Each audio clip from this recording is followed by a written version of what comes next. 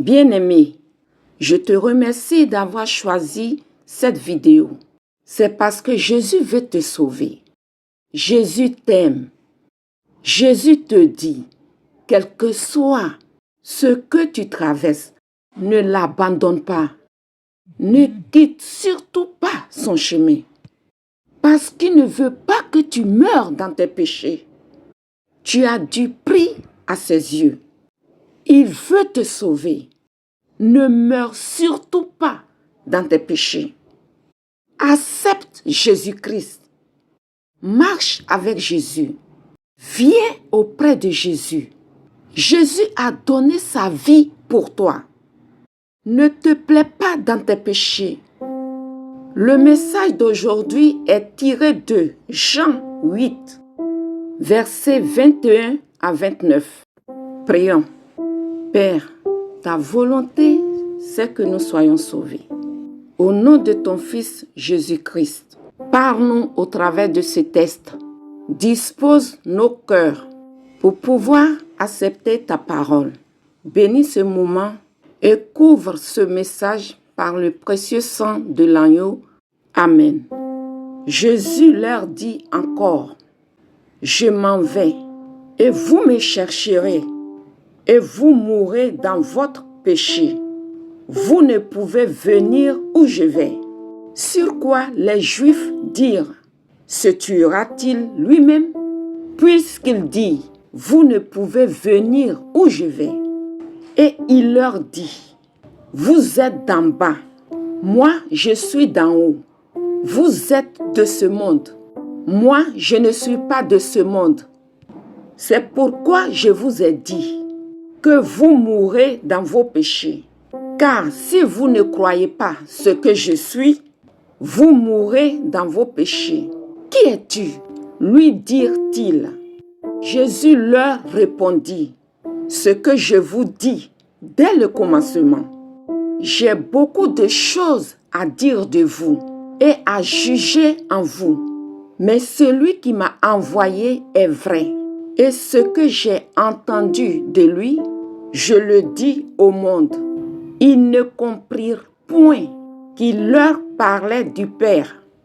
Jésus donc leur dit, quand vous aurez élevé le Fils de l'homme, alors vous connaîtrez ce que je suis et que je ne fais rien de moi-même, mais que je parle selon ce que le Père m'a enseigné. Celui qui m'a envoyé est avec moi. Il ne m'a pas laissé seul, parce que je fais toujours ce qui lui est agréable. Amen.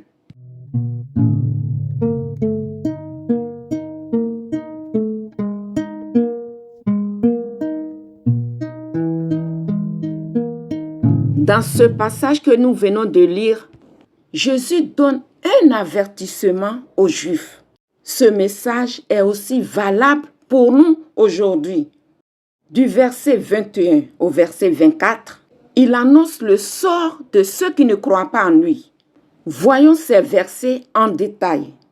Au verset 21, il dit, « Je m'en vais, et vous me chercherez. Et vous mourrez dans votre péché. Vous ne pouvez venir où je vais. » Réfléchissons un peu à ces paroles. Jésus dit, « Je m'en vais. » Celui qui est la parole de vie dit, « Je m'en vais. » Et vous me chercherez.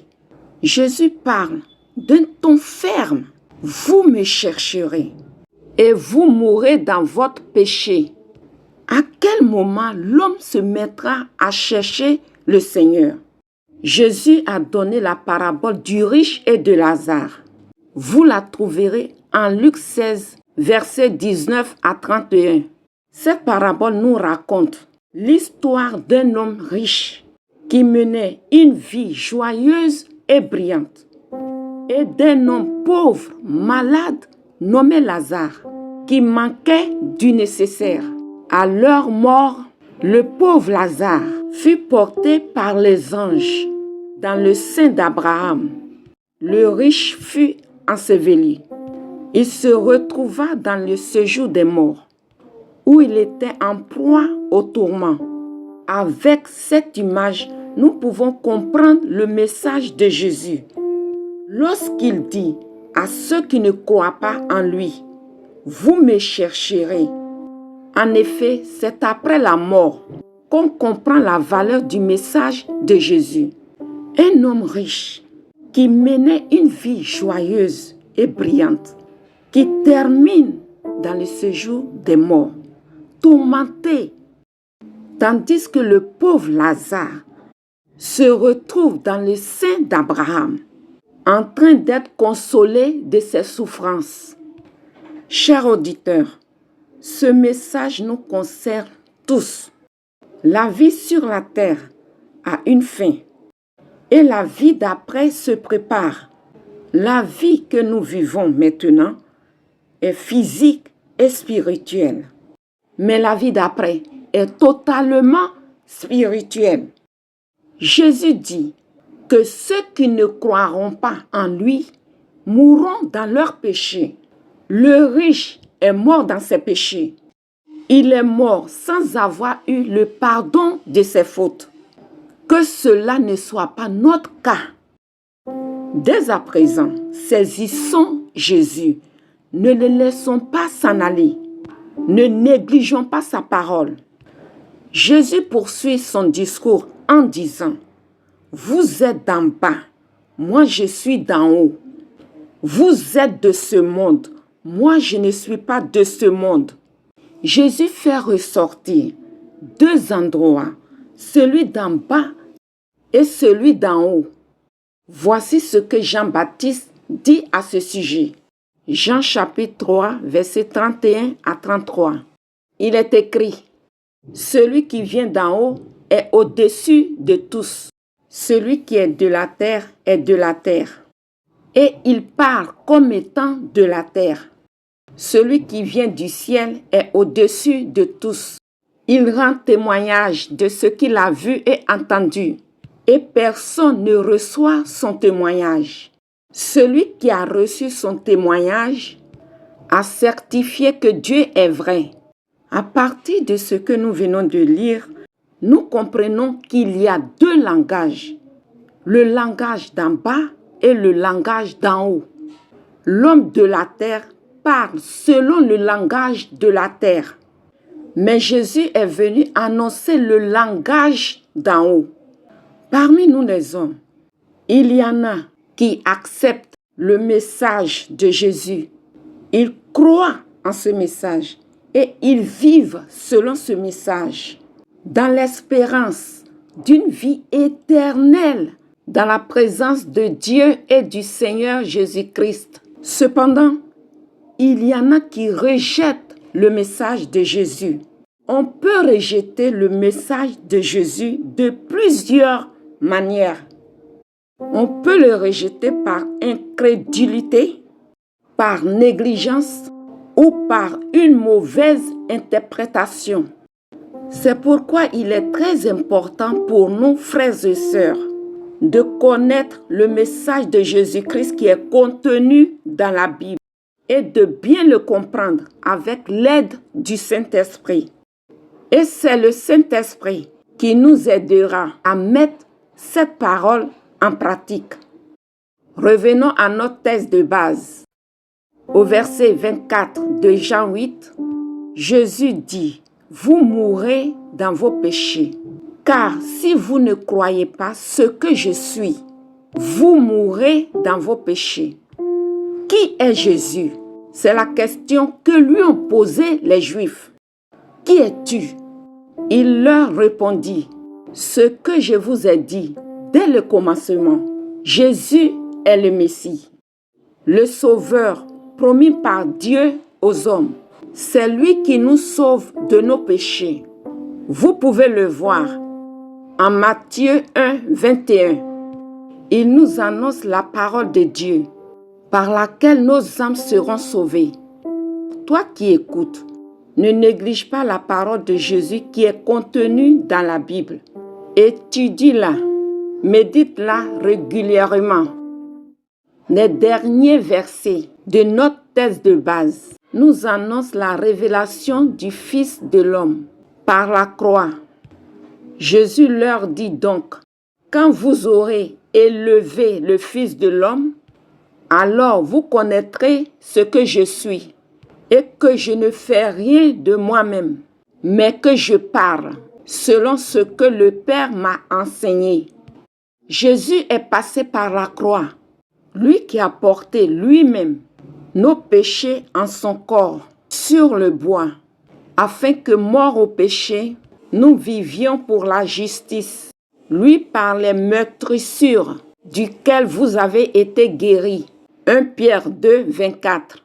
Auditeur, lorsque tu viens à Jésus, tes péchés sont portés par lui et toi tu reçois sa justice.